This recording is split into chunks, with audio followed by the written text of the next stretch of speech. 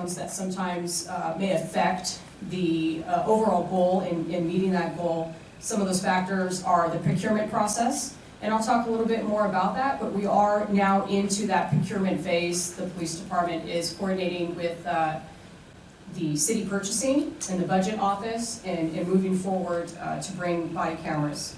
And we're going to be having a competitive bid, and I'll talk more about that. The second, sometimes challenge to our timeline in meeting that goal is going to be being able to meet the release time needs to train our officers. So obviously our primary goal is to respond to core services, but before an officer can be issued a camera, they need to attend training. It will be a 10-hour day where they learn the policy as well as the hardware and the back-end solution of the body camera system. So certainly we want to make sure that they're qualified to carry that camera, and so we're going to have to go through a training rotation in order to meet those goals. If there's any questions specific to the timeline, I can take those now. But again, I'll have an opportunity for question and answer at the end. So the next slide is regarding structure. Again, just want to provide a little bit of background. I first started working on the body camera project in November of 2013. And it was a direction out of our chief's office to work toward a field test and bringing cameras to the police department. So we developed an overall committee. The committee really encompassed a number of department members from all of our bureaus, all command ranks, from officer up to chief, as well as a member from the city attorney's office. We had the police union on that board. We also had, I believe, 1 or 2 members from the chief's community advisory board on that council. And what we did with that overall committee, because it was a very large committee, is we divided it into 3 subcommittees or working groups. And that was the operational working group, which primarily was the members of patrol that would be evaluating the cameras, you know, and really speaking to some of the hardware needs. We came up with a policy working group, and that was members of the city attorney's office, research and development, and working toward, and also from the community advisory board, we had, I think it was the president of the NAACP, Reverend Jeff Moore, on our committee. So really working toward developing that policy. And the third group was the technical working group, and that obviously was our IT staff, really looking at what our security needs might be.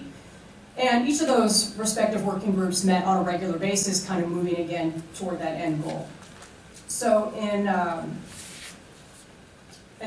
up there I have department impact, kind of like I mentioned, it was members from throughout the department. So, you know, I always tell groups that this is like no other piece of equipment we've given officers before. You know, my personal feeling is that the body-worn camera system, or any body-worn camera system for law enforcement, has personal implications, professional, as well as political sometimes. So, you know, this is very, I think autonomy is very near and dear to police officers, and bringing in a piece of equipment that is designed to record them during their day-to-day activities, you know, is a big deal for the police department and really any law enforcement agency. And what type of impact does it have for the department? What type of impact does it have for the community? And those are kind of some of the talking points that we've been discussing. So make sure I'm not missing anything here. The other component to this, because it does, you know, it's a cultural change, it does have a strong impact for members of the community as well as officers. So we ended up coordinating with the city manager's office. We came up with what I feel is a comprehensive messaging plan. It has an internal component as well as an external component. And the purpose behind that is to educate, to inform. I think it takes some of the fear and the mystery away, and also to let people know the advantages of the camera, but also understand its limitations. And I think it's important moving forward that everybody has a realistic expectation, you know, of what body cameras can bring to the police department and what that can bring to the community.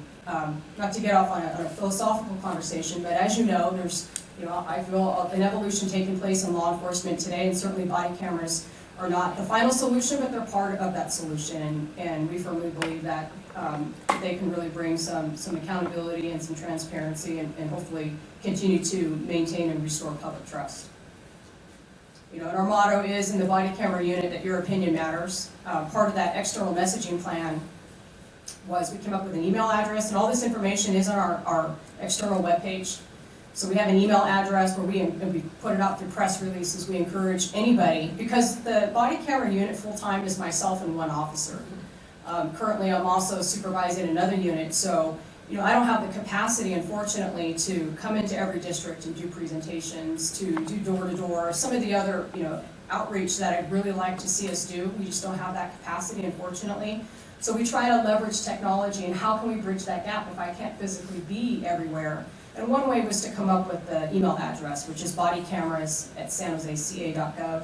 It gives people an opportunity to express concerns, ask questions, and we always respond to every request we get.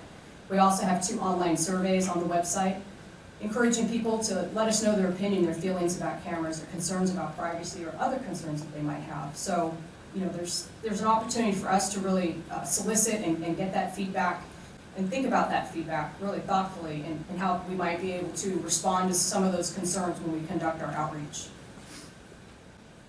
So we can go, field test, there we are. So now I'll shift gears a little. That's a little of the background, kind of how we got up to the field test. So the purpose of the field test for us as a department, knowing that we were interested in bringing cameras to the city of San Jose, and remember, cameras aren't new. Body cameras are just new to San Jose in some respects, right? We had them before in 2010 and 2012, but truly what that was some product analysis for the Taser Corporation. This was the first time we really are committed, went out with the cameras on the streets with the full commitment that we were bringing the cameras to a full deployment for the department.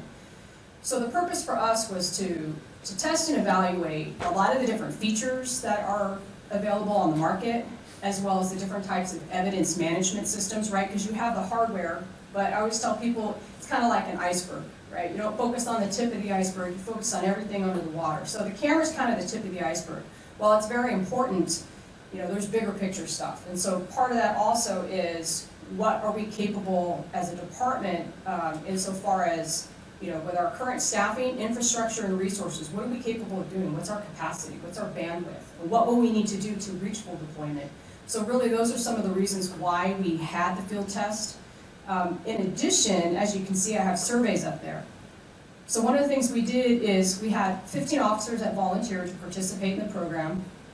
They wore a total of 3 different cameras, each for 1 month. So you had a total of 3 months of test and evaluation. The 2 companies we looked at were Taser and VView. Taser actually has 2 different style cameras. That's why we came up with the 3.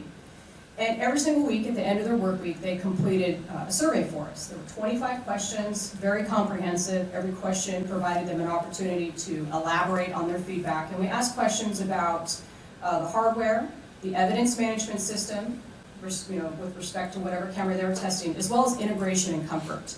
So all those things were really important to us. How comfortable were they with the policy? How many times a day did they find themselves distracted because of the device? And our expectation was that some of those distractions were going to become minimized over time once they became familiar and comfortable wearing the cameras.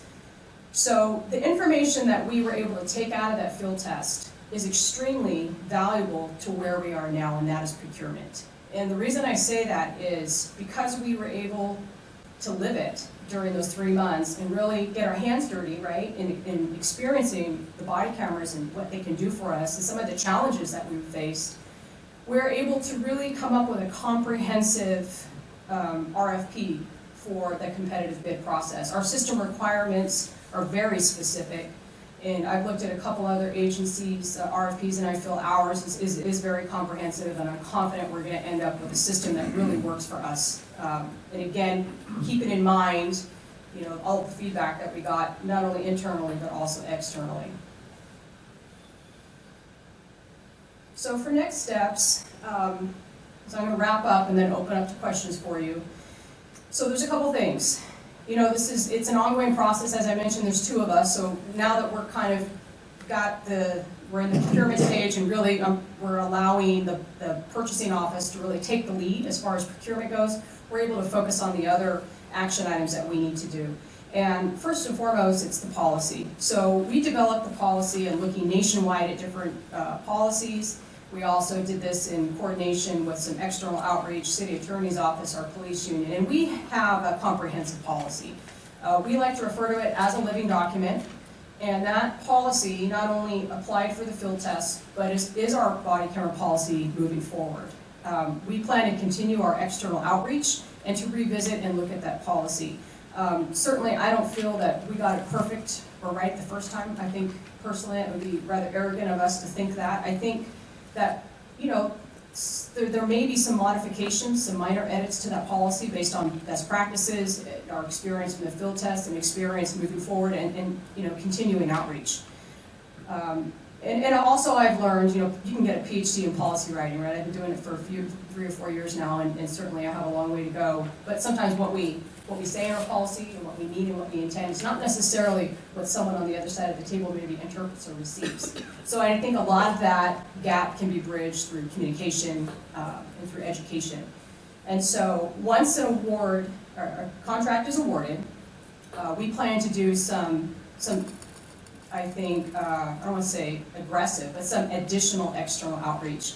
So we're going to be utilizing our media relations unit. I think it's really important that we have that component once we decide a vendor, so we can inform the public, this is what we're going to have, this is what it looks like, and these are your expectations. And I think it's important to have those educational opportunities and also to continue to take questions related to the policy. Some ideas that I have are even involving the city's young adults. Maybe go to a community college and invite some of the young adults to come and specifically target that audience. So certainly you all are a part of our external outreach. I'm open to suggestions as far as how we can maximize our resources, right?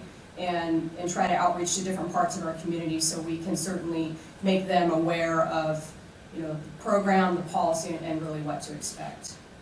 The last thing I'll say is that we also wrote an executive summary. It's currently at the city manager's office waiting approval.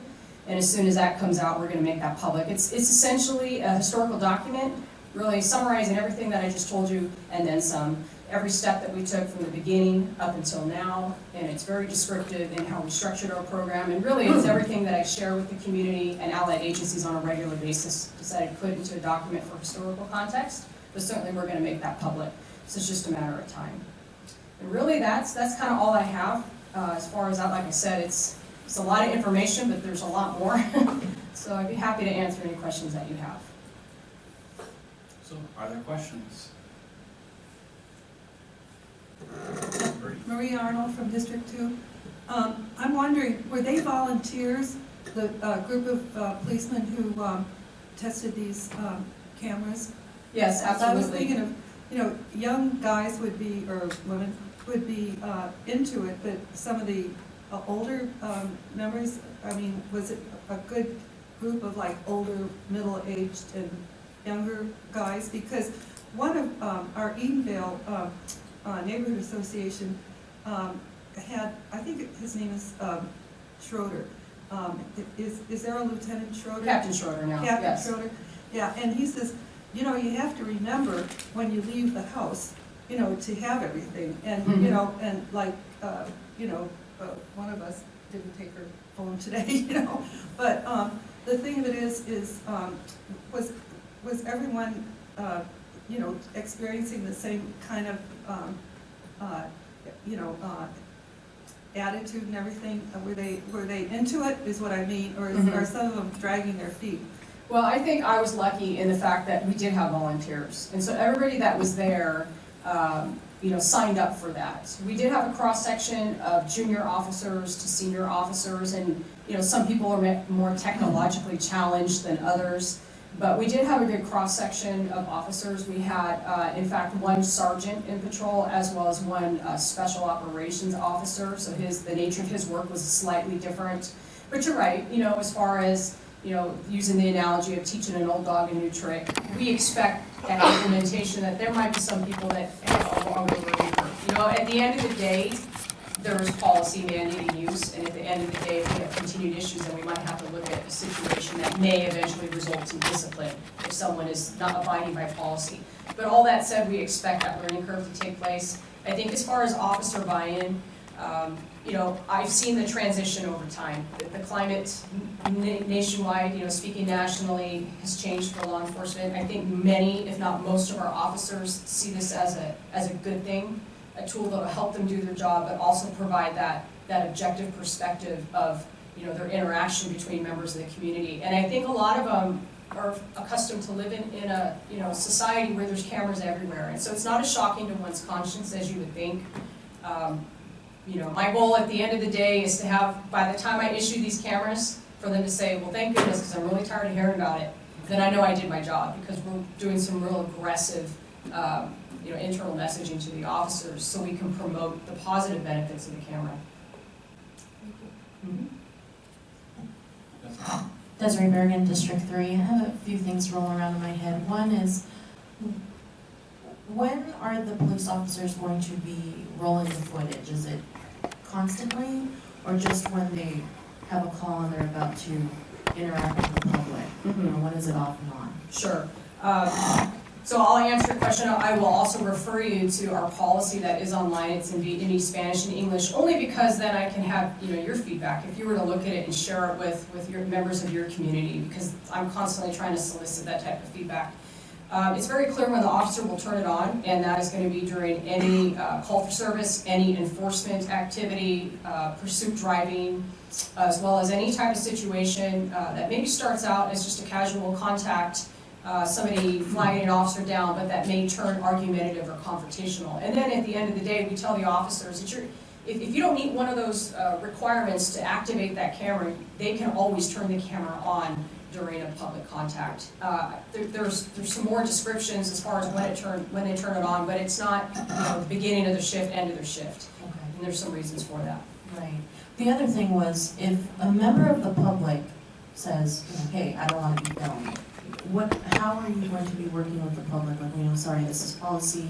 Mm-hmm. How does that go about? So there's 3 different types of scenarios. First and foremost, if an officer enters somebody's home based strictly on consent, not a call for service, there's no exigency to the search warrant requirement, they are required to get consent to also record. So consent to enter and consent to record in that purely consensual situation when entering a residence. That may be few and far in between, but that applies, and that's a unique scenario. When dealing with what we would call a suspect, someone who is a suspect of a crime, and they don't want to be recorded, the officer will continue to record that situation. It's going to be, you know, potential evidence, statements, so on and so forth. So just because somebody demands that an officer turn the camera off, they are not required to do so. Okay. Now, all that said, when dealing specifically with victims and witnesses, it's specific in our policy that if somebody doesn't want to be recorded, we encourage the officers to continue to build rapport with that individual, to try to capture that statement. But if it's a matter of their cooperation and they do not want to be recorded, the officer can you know, take that into consideration, make a statement, and turn it off. We encourage them to maybe place it down and use it as an audible recorder only, so they're not being captured visually. Officers already have audible recorders where they're taking those statements. And if they just outright refuse, then the officer can turn it off and take that statement just verbally. Now, if it is just taken verbally and it's just an audio recording, the subject will be notified, okay, at this time we're going to be turning off the video part, but it's going to be audio. Yes. Okay. Yes. Makes sense. Mm-hmm. Oh, yeah. We certainly wouldn't require victims or witnesses to be recorded against their will. Terry?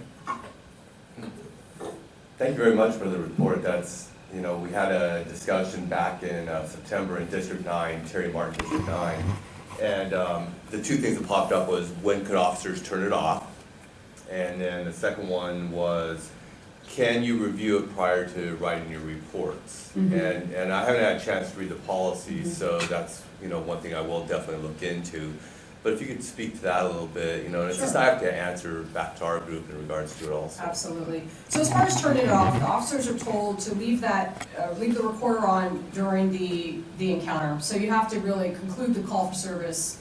You've booked the person into jail. So at the conclusion of the event or the encounter, where the officer is safely back in his or her patrol vehicle. I will say that the policy does speak to at the end of the encounter, or the encounter no longer holds evidentiary value.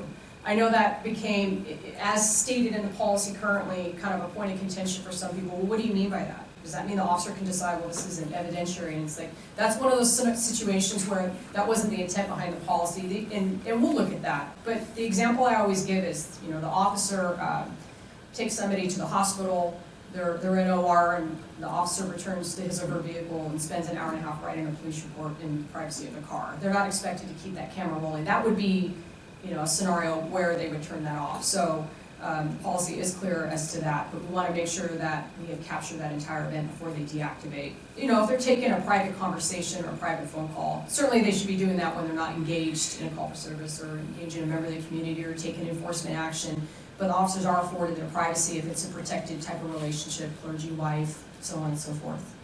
As far as reviewing the footage, you know, we tell the officers it's another tool in your toolbox. I equate the officer being able to look at that footage, there are some exceptions and we'll talk about that, no differently than photographs at a scene, or canvassing for statements, or canvassing for video camera, or their own notepad.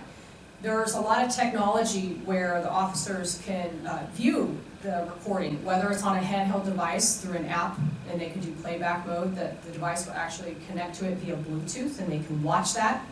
But they cannot delete or alter the file at all. There's security features built into that, whereby once it's recorded, you can't delete that unless you're at a system administrator level and you've had, you know, full disclosure or an evaluation to make sure that it was truly accidental, i.e. the locker room, right? So officers are encouraged to look at their footage in anticipation of writing police reports. The exceptions are going to be what we call officer-involved incidents, and that would be an officer-involved shooting, an in-custody death, or an use of force likely to result in death or great bodily injury. Then it goes into a different category where the officer is not permitted to view that footage until after they're interviewed and they provide an initial statement. Thank you very much, and I wish you guys the best of luck with this program. Thank you. So how long is the data kept and who can see it? Yes. Currently, the data is going to be kept. We are using city retention policies, and that is 1 year. That's based on government code. Unless it is categorized as, you know, a crime whereby there will be a statute of limitations associated to that crime, misdemeanor 1 year. If it's an officer-involved shooting, it likely will be kept indefinite, right? And if it's something that might potentially have litigation value, I just came from a meeting from the city attorney's office. They're looking at keeping something that maybe even hasn't even resulted in a complaint, and it's not even something that has resulted in a criminal investigation, but if it has any litigious value, they're thinking maybe 2 years in the event that something comes up later. So I would say minimum 1 year, unless there's a statute of limitations related to that evidence, and you know, we're still in discussion and analysis on some of those other thresholds. We, with the city attorney's office, will set those thresholds. So as far as you said, who can view that information? You know, currently, right now, the information will be made available through discovery, and it's considered criminal evidence or a record of investigation. So if it's a civil, administrative, or criminal investigation, that will be made available through discovery. Our department essentially is a non-disclosure as far as releasing the footage to the public. It is certainly can be a polarizing conversation. For example, the Seattle Police Department is the opposite end of the spectrum. They have different laws related to PRA and public release. They put everything up in YouTube, albeit redacted. We're at the other end of the spectrum. There are some agencies somewhere in the middle that do selective release. And our own IPA recommended against that, because if you're willing to release this, then you must be hiding something if you're not willing to release that. I think it's a challenging conversation. I think it's something that, you know, there's a strong argument on either side of that, but I think it's important that we make that public and that people understand that, you know, it'll be made available through discovery. Any other questions? Oh, yes. Dave? You mentioned the spectrum of differences of opinion and such about developing a policy. Oakland apparently has worn cameras for some time, and we have done so with some experience, as Seattle and other cities throughout the country. What, relative to Oakland, like you mentioned with Seattle, would be kind of the top 2, 3, or 4 differences in that spectrum between the policy that you have on your website and that used by agencies that have been using this for some time in large cities? So without having this directly in front of me, I'll speak to my knowledge that's up in my head right now. You know, generally speaking, I would say that our policy is more comprehensive. So really what happened when we wrote the policies, we needed a starting point. There wasn't a lot of national reports available like there are now through the Police Executive Research Forum. They put out a multi-page document whereby they have a number, they polled over 500 agencies, they got responses. They basically did the research for us. And then they categorized it and made policy recommendations. That was made available after, you know, our policy was in place, or right towards the end of that before it was signed off. So I would say what we did is we took policies from across the nation. I had Oakland's, I don't recall if I had Seattle's, I have a really big binder, and we read every single policy and looked really at everything that was available out there. And then we kind of built a Cadillac model for the San Jose Police Department, you know, keeping in mind that the city and the police department is unique from all these other agencies. So I would say first and foremost, and then we kind of massaged it and tweaked it from there with the external outreach. I would say first and foremost, it's comprehensive. I think one of the big distinctions between our policy and many others across the nation, including a recommendation in that PERF report, is that we do not allow officers to view the camera footage if they are involved in an officer-involved incident until after the initial statement. LAPD, the PERF report, many agencies allow the officer to view their footage prior to being interviewed when involved in an officer-involved shooting. Our policy is different, it's a hybrid approach, and we came up with that. It's consistent with how we managed it before, and we came up with that policy in consultation with the district attorney's office. And so our policy, as I spoke to it before, is that an officer will provide an initial statement, their state of mind, the perception that was their reality, and then they'll be afforded an opportunity to view the footage and then provide a follow-up statement should they choose to make one. They're not required to, but they are allowed the opportunity. So that's one of the huge distinctions, I think, between ours and others. And then, you know, across the board, you might have different use as far as an agency that's under consent decree, and so they might have their officers turning that camera on and leaving it on the entire shift. You know, we had a letter of support from the NAACP. They don't even like that idea. You know, they like the fact that it's oversight, but they also want to respect the privacy of the officers to some degree also. And really, not that we should make decisions based on cost, but you got to understand up here is the cost factor. The cost factor is affected by the use policy, the retention policy. Really, those two driving factors there. How much evidence are you creating, and how long are you keeping it? Hopefully I answered your question. Okay, any other questions?